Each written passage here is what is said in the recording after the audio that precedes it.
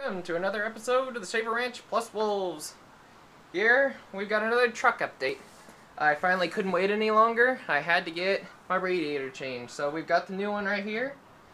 Supposedly, it's a regular steel, or probably steel or stamped metal with a aluminum core. While you do this, you want to just make sure, especially for the lower hose, to just change that out when you do this, because it's very difficult to reach, even in older trucks. And I just thought I would debut how simple it is to do radiators on these older trucks. We just did my mom's 73 Chevy last weekend, and now we're doing my 74 Ford this weekend. So because they're pouring radiator fluid out all over the place. Every time you park it anywhere, you leave a good coat of radiator fluid on it. But I'm telling you, these things are huge for the big blocks. You know, the 7.5 liter 460. Pick your poison on that measurement, but they're big engines. Mm-hmm. So I'll take you on over to where we're going to start working on the truck. The reason why we're working on it way out here is because it's over the drain. If we spill any, we won't have to hose off the whole driveway. Because it's poisonous to animals, and it's also tastes very sweet. That's another big reason why we're doing it right away, is because I was leaving puddles on the... Although would kind of alleviate our cat problems. That's terrible. Yeah. So as you can tell, it started leaking from the seam here that connected the core to the over tank here, and can't have that. But it's very simple.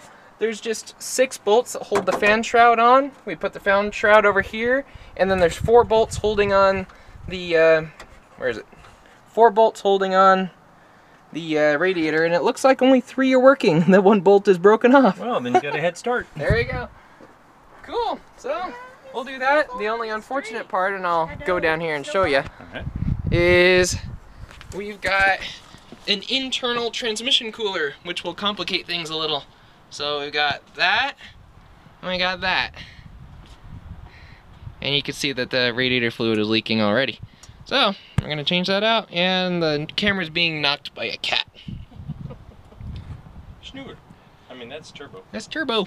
But we're holding Schnur. So yeah, that's that. We'll come back when we're working on it, or when we have it completed. And we're back.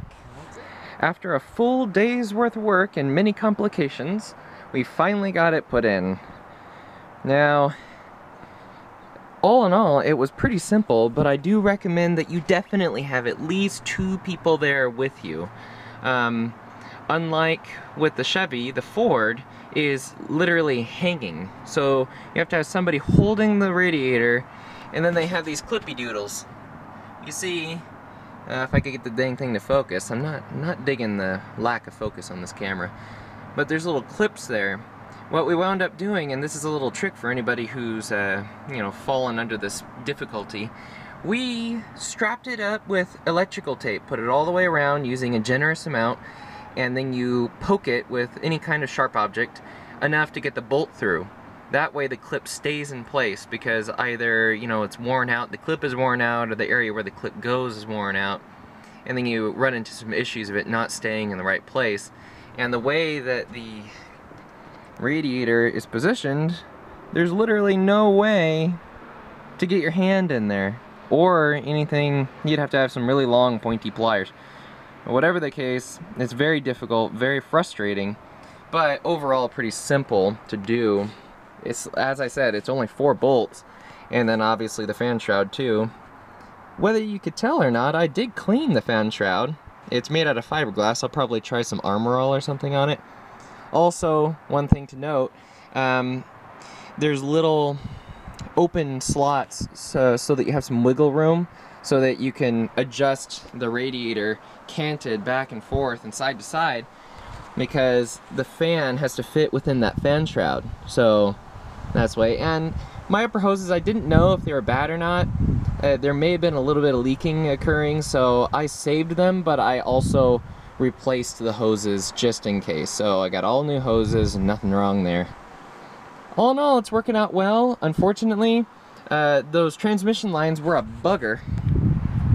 You can tell down here, you know, they're lined up there. You have to have 2 two open-end wrenches, 5/8 and I want to say 7/16. So, or 9, the 9 one. Anyway, it's those fittings are impossible to find, so I wound up reusing them again.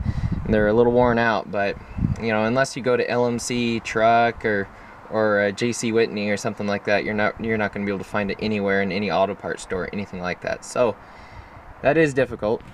But all in all, I'm going to go off to the store, and interesting to note, there's different transmission fluid types for different transmissions. So just like the weight in your oil, only more important, I need to find the right stuff. I had a bunch of other stuff in the garage and it's not correct. So moving on, I figured I may as well show the difference between the Chevy and the Ford. Now I usually lean towards Ford, but in this case the Chevy, it just sits on a plate down there. It just sits nice and comfortable down on a plate there, so you don't need two people to do so. And it all bolts up right here with this big plate here. And then the fan shroud just hooks up to that and slides into a slot down there. So it is pretty simple, but I think it all, you know, you just have to take the good with the bad no matter what vehicle you're working on, no matter what make or model you are, because the bottom radiator hose is next to impossible to remove and get off. One thing to note with whether you're working on the Chevy or on the Ford, really all you need is a set of sockets that are standard, 9/16, 1/2, and 7/16, and the 9/16, I believe it is. Very simple, very easy to work on. You might need a flathead screwdriver just to break the seals on here, you know, to get under here and break those seals. Other than that, it's really, really simple. I use a little socket on this, but you could also use a flathead screwdriver. I prefer the socket just because it doesn't slide out. But other than that, it's quick, easy.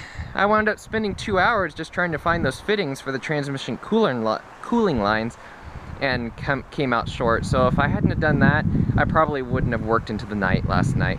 And that's the reason why I'm doing the update the next day, because it was just so dark. Other than that, we're good to go. Finally, we got some rain. It rained all night steadily, and you could just breathe out here. It is so, so beautiful. The camera just doesn't do it justice. It's absolutely beautiful today for the first time in many months. So if you enjoyed this, if you have any questions, please comment and like and subscribe for more. Y'all have a great day. Bye-bye.